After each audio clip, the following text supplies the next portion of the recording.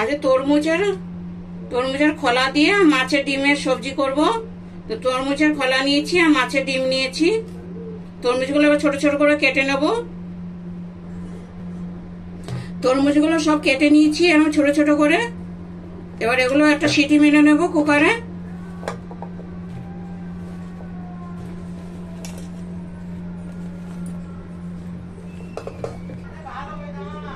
সামান্য একটু জল দিচ্ছি, একটুখানি নুন দিচ্ছি, একটা সিটি মেরে দেবো। এবার ঢাকনা বন্ধ করে তরমুজটা একটা সিটি মেরে সিদ্ধ করে নিয়েছি।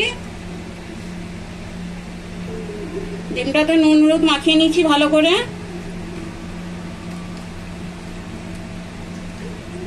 তেল গরম হয়ে গেছে, এবার মাছের ডিমটা দিয়ে দেবো।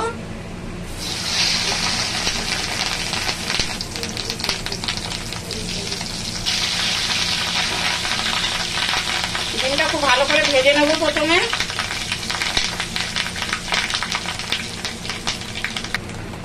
ডিমগুলো খুব ভালো করে ভেজে নিয়েছি, এবার ডিমগুলো তুলে নেব।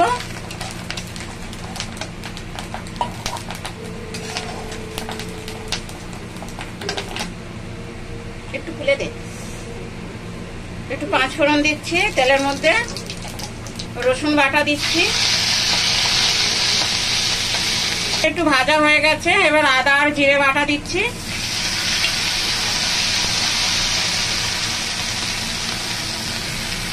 একটুখানি জল দিলাম যাতে মশলাটা না পুড়ে যায়।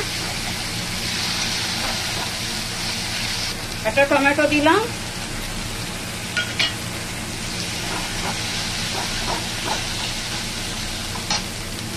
হলুদ দিচ্ছি,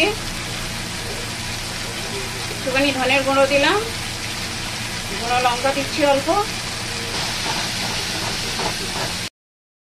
নুন দিচ্ছি। নুনটা অল্পই দিচ্ছি কারণ শীতের সময় নুন দিচ্ছিলাম।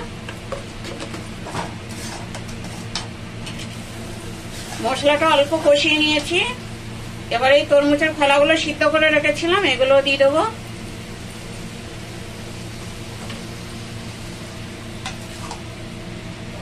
এবার এইগুলো মশলার সাথে খুব ভালো করে কষিয়ে নেব।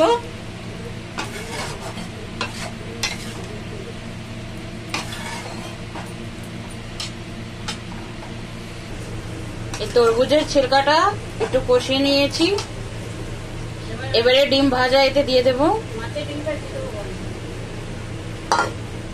দিয়ে আর একটু কষিয়ে নেব।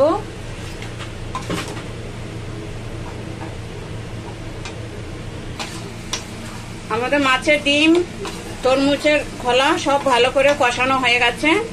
এবার অল্প একটু জল দেব, এটা মাখা মাখা হবে, খুব বেশি জল দেব না।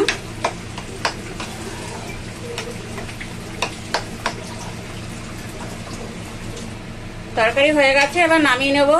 এরকম মাখা মাখা করব, বেশি ঝোল করব না।